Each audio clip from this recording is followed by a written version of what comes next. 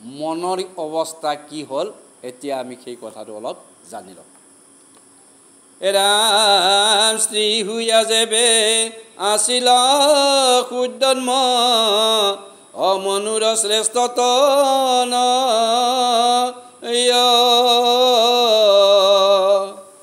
আহুকয় শান্তি সদায় কৰয় পেতে অনুৰু চয় অমনত বুলন্ত ইমত কুবেশ কিমতে গুচয়ামাৰ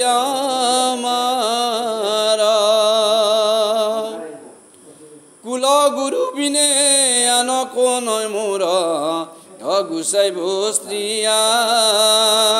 কাৰ তেওঁলোকে যদিও স্ত্ৰী হৈ থাকিলেও তেওঁলোকে জানে যে আমি পুৰুষে আমাৰ ৰূপটোহে স্ত্ৰী হৈছে গতিকে সেইকাৰণে সূৰ্যন্মুখ কৈছে যে হৰি হৰি প্ৰভু এই স্ত্ৰী ৰূপ লৈ পুৰুষ হৈ পালে আমি কেনেকৈ জীয়াই থাকিম কেনেকৈ খাম কি খাম এই বুলি তেওঁলোকে মনতে চিন্তা কৰি আছে চিন্তা কৰি কৰি তেওঁলোকে কি কৈছে এতিয়া এই ৰূপটো কোনে গুচাব পাৰিব আমাৰ কুলগুৰুই অৰ্থাৎ এই অলপ আগতে যে কৈছিল বশিষ্ঠ মুনিক আশ্ৰয় কৰি তেওঁলোকে থাকে নহয় গতিকে কুলগুৰুহে আমাৰ এই ৰূপ হেৰিখিনি ৰূপখিনি গুচাব পাৰিব এই বুলি তেওঁলোকে কি কৈছে ৰাম মনে গুণিয়েহি বশিষ্ঠ মুনিক অকৰিলা পাছে স্মৰণ যেখনে স্মৰিল সেইখনে আঁকি অভৈলাৰী কি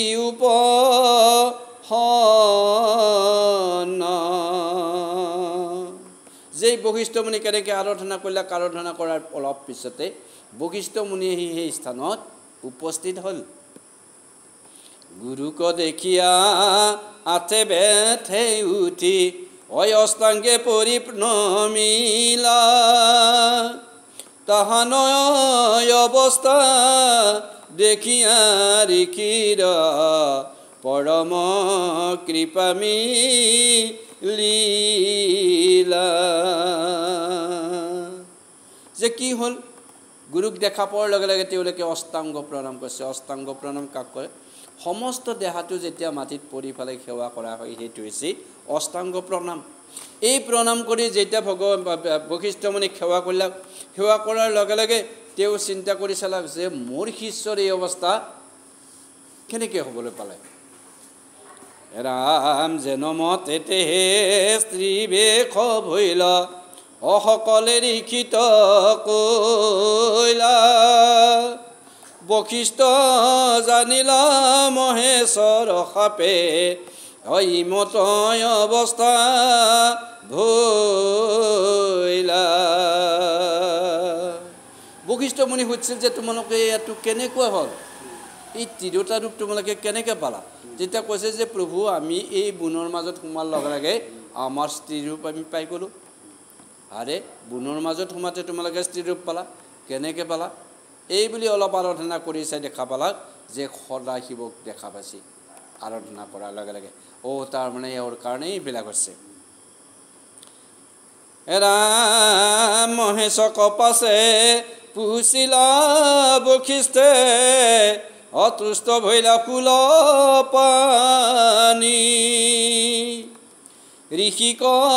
সম্বোধি হৰে বুলিলন্ত অবৰল মহা জ্ঞানী বশিষ্ঠে বুলিলা শুনা মহেশ্বৰ দিও মোক এহি বৰ সূৰ্যন্মৰ শ্ৰীৰ আকাৰ গুচিয়া অহোক পূৰ্ব কলে বৰ মহেশক দেখা পাই পেলাই বশিষ্ঠ মুনি প্ৰশ্ন তেওঁক সুধিছে যে গুৰুদেৱ মই তোমাৰ ওচৰত এটা অনুৰোধ কৰিব খুজিছোঁ যে মোৰ এই যে শিষ্যবিলাক আছে শিষ্যবিলাকৰ কিয় এইটো হ'বলৈ পালে কি কাৰণত তুমি কৰিলা আৰু ইয়াৰ পৰা তৰাৰ কাৰণে উপায় কি আছে তেতিয়া মহেশ্বৰে বা সদাশিৱে তেতিয়া কি কৈছে যে বশিষ্ঠ শুনা